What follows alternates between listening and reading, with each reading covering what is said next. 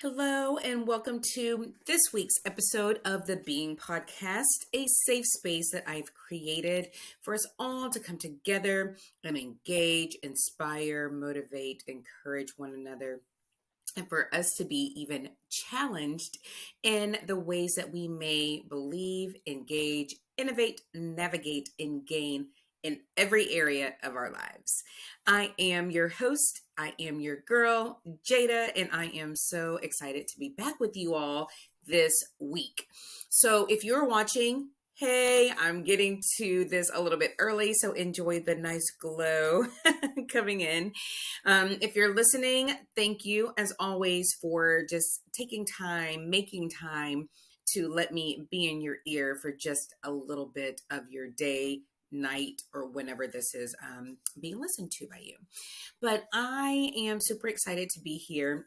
I've shared with you all before this season that I am kind of going with the flow in what I'm going to come and discuss with you all. For us to, realize that life can be a wonderful teacher, right? There's so many things that we can gain when we're not trying to. I'm looking down if you're not looking because this is me. When we are trying to control everything, right? That is probably, even though, yes, I'm type A and that helps me in certain aspects, and others, not so much. Because if we are so worried about being perfect, if we're so worried about being right, if we're so worried about, oh, it has to go this way, we can miss out on so many incredible, amazing things that life has to offer. So, with that, and what I want to discuss today, I just want us to stop and look around, really be intentional about what is going on around us. Who is trying to teach us something? Who is trying to show us a different way? And this can come from a number of people. A lot of times, or if you were like from my generation, I'm an 80s baby, but not so much of the generation of like kids are to be seen and not heard, but it was still the generation of like, you're doing it because I said so, right? There was not this gentle parenting, if you would. But with me, with my parents, they would take time to explain things to me, right? So I was also taught to respect the elders, to respect what people who have been there and done it have gone through and what they are taking their time to share with me. So there was something in learning from people that are older. And there's still that. I think that that is amazing because why go down that same path if we can learn from it? So, yeah, we definitely want to still, honor them, respect them. As I tell people, take the meat, leave the bones, apply what you can that's going to help you. On the flip side, and I'm getting there, I promise I'm getting there. The flip side, our babies, our youth, those that are growing and watching us and turning around and using what we've taught them back at us, right? In this day and age, they are a lot smarter and they're quicker and faster and all of the things, right? They pick up on things. I mean, my 2.5, well, almost 3-year-old twins can take my phone or take an iPad and they can manipulate that little thing and get to a different video and do this and do that, right? So they are smart and they learn things very quickly. And so that is a reminder to me, one, Jada, watch what you say. Jada, watch what you're doing, especially in the car when I want to possibly be a little upset. I had Amelia repeating something I said the other day, and I was like, whoa, whoa, whoa, don't say that. So that was a good little lesson for me to be mindful. So if you need that, please take it and use it. But more than that, the things that they teach us. My baby girl did a pageant this past weekend. And yes, we did not bring home a crown.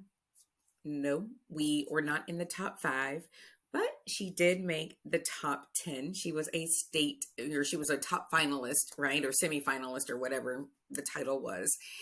And this was her first pageant. Now, yes, I have her, I have her in dance.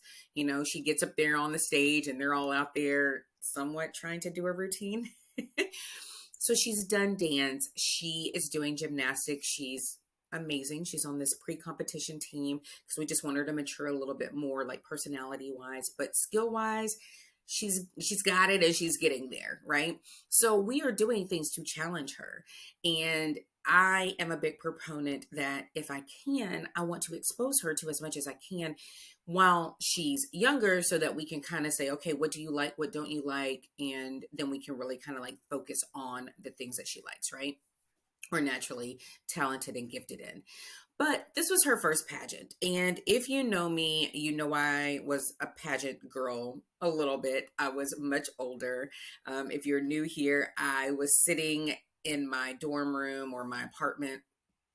I was still on campus, but I was sitting there in my next to last semester of undergrad, and they had this special on, and it was about pageant girls in the USA system as well as the America system, and they were just kind of talking about how it goes.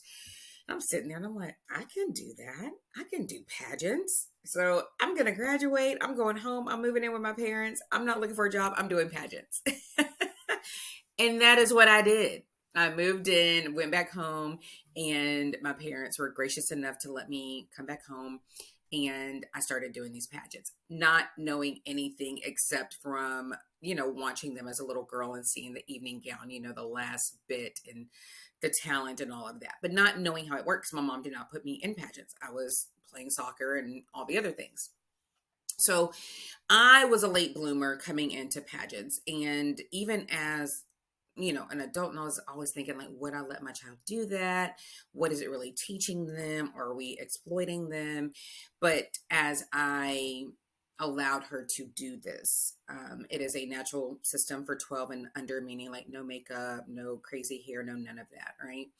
And one, I was like, do you want to do this? Because it was like an open call thing, and she went, and y'all, real talk, I had a very bad mom moment to the point where I called my brother as we were driving back home from the open call.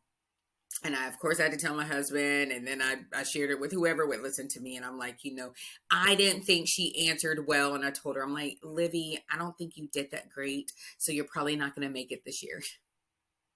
Yes, I know. Don't judge me.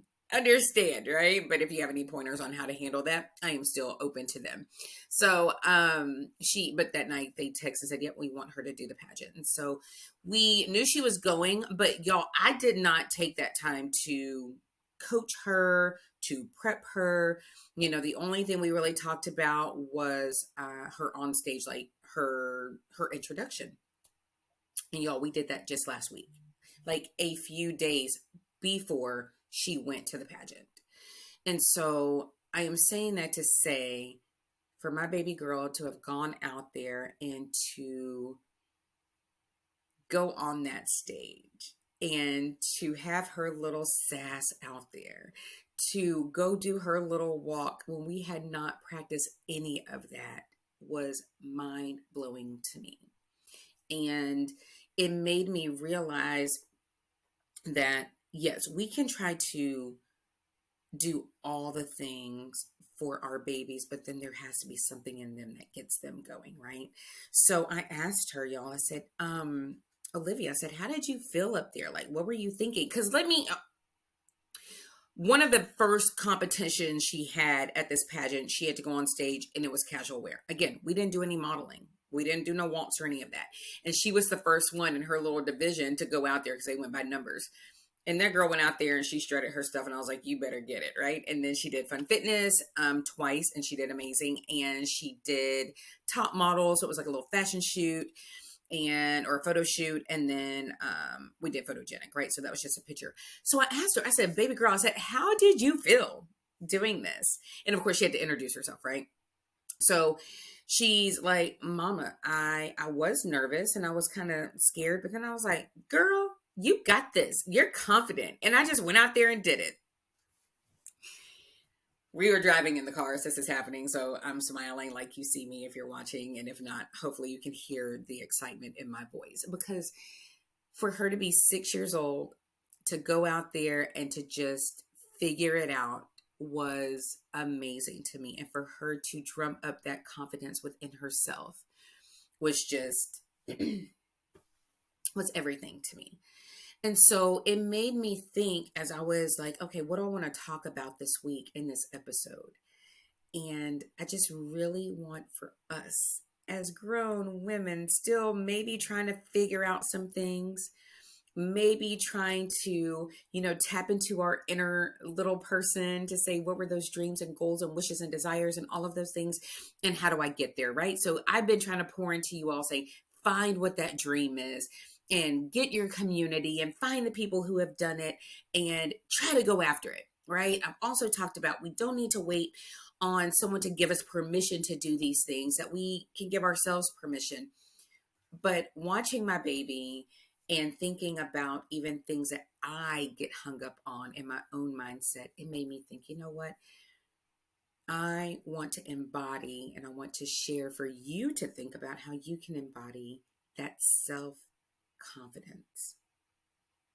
Being able to motivate and just like light that match for yourself and get after it, right? Because as much as I've talked about it, to see her go through this and figure it out at that age. And yes, I know.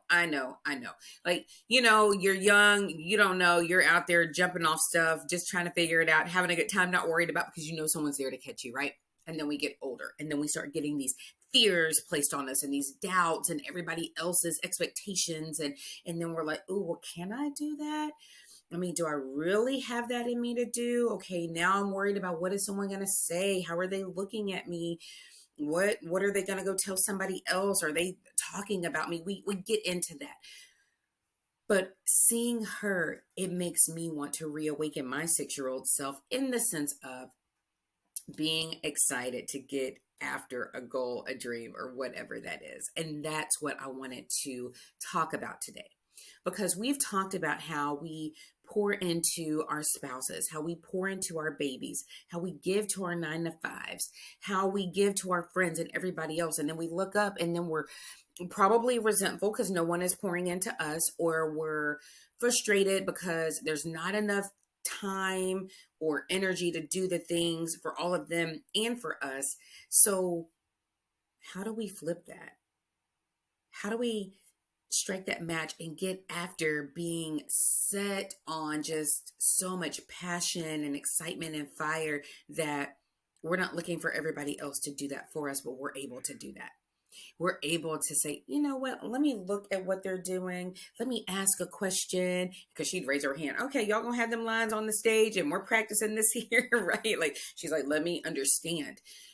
That's what we need to be doing, ladies. We need to be asking the questions and modeling after the people, good or bad, right? And I've talked about that. Good leaders, bad leaders. Like, we can learn from any and everybody, from the elder to the young, from the bad to the good, to those that inspire us, because they are leading the lives that we want to have.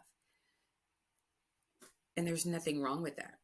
There's nothing wrong with saying, you know what, if she can get after it, why can't I? How can I tweak that a little bit? How do I change how I'm believing in that dream, in myself, in my resources, in my abilities, right? How do we change how we're engaging with the right people to give us the tools? A coach, someone like myself who can help you to get that roadmap created, to follow, to get after it. How are we being, innovative? What are you doing that's a little bit different than somebody else that helps you to stand out in the way that feels good and comfortable for you? Because when we show up in that confidence, we're in our true, genuine, authentic selves, and then we show up and people see that and we attract those people, right? How are we navigating so that we know, okay, that didn't quite work. Okay, let me tweak it a little bit. Let me try this path. Okay, you know what? Scratch the whole thing. Let me try a whole different way. How are you navigating that? And then where are you gaining? Where are you gaining the momentum? Those small steps that lead to the big, great changes that end up, accomplishing that mission, that goal, that dream, that desire. And then for you to be like, you know what, that's great. So now let me take it up a notch, because we never stop going. We never stop growing. We never stop gaining.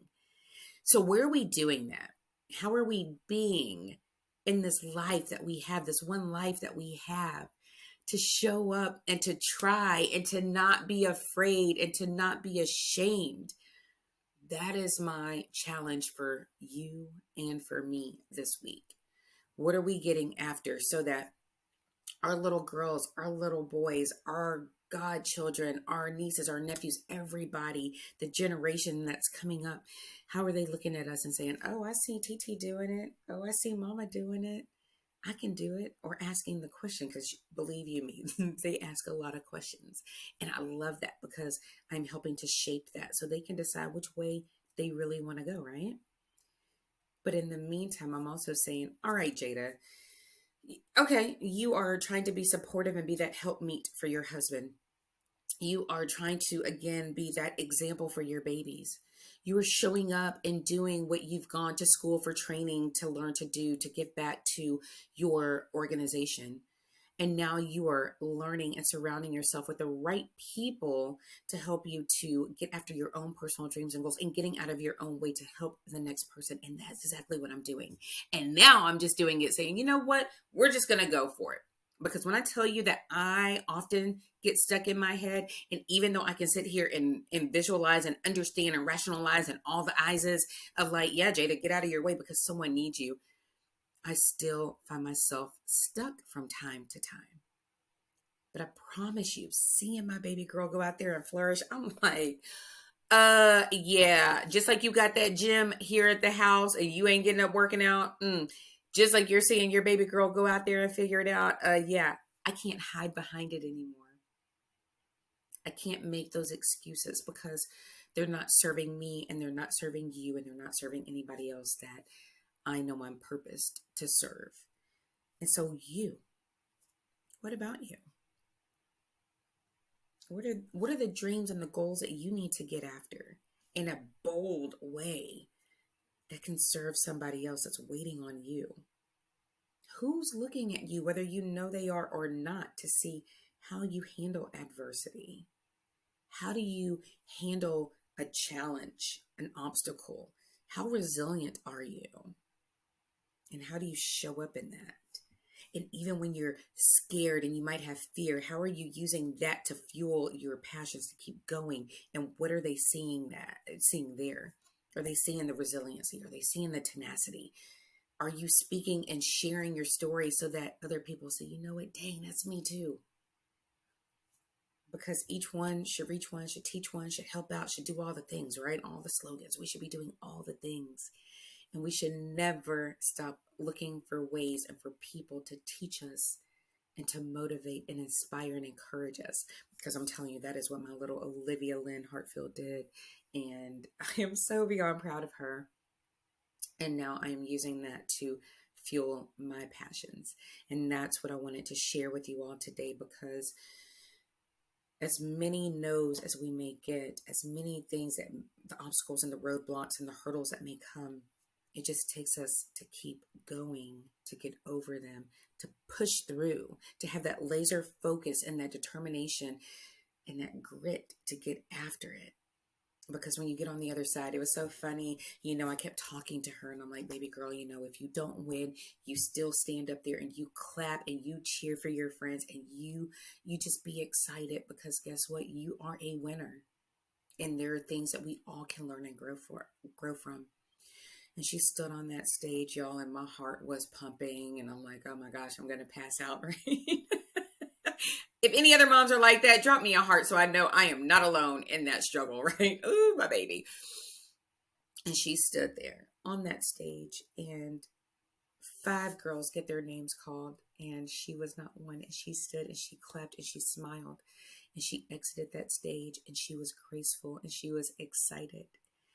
And we were getting ready to come home, and she said, because she placed in all of her optionals, and she was even the top dream model, which was really cool. And she said, Mom, I already won so many, I don't need that.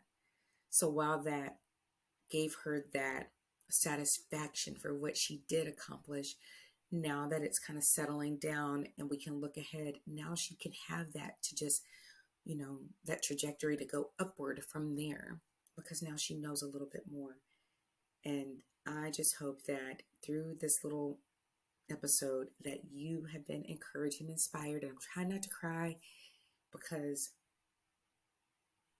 we are all winners in our own rights. It does not mean that we're perfect. It does not mean we all have to get a trophy and every single thing, but it does mean that we have what it takes within us to grow and to nourish and to build so that we can reach our ultimate goals. So while we're into the thick of the summer coming and having to entertain the little people and all of the things, make sure, yes, still make time for your self-care, still make time to refill and refuel and recharge yourself. And whatever that one dream I've asked you to get after and think about, the time is now. The time is now. Take one small step and let me know in the comments what it is that you're doing, because I want to be here to encourage you on the way. So with that, let me get out of here before I'm a puddle of tears again. And thank you, as always, for listening, for just spending some time with me, for encouraging me, because people who reach back and share with me, you don't know how big of an impact you're making on my life as well. So thank you for that. And until next week, you have an amazing week, and see you later.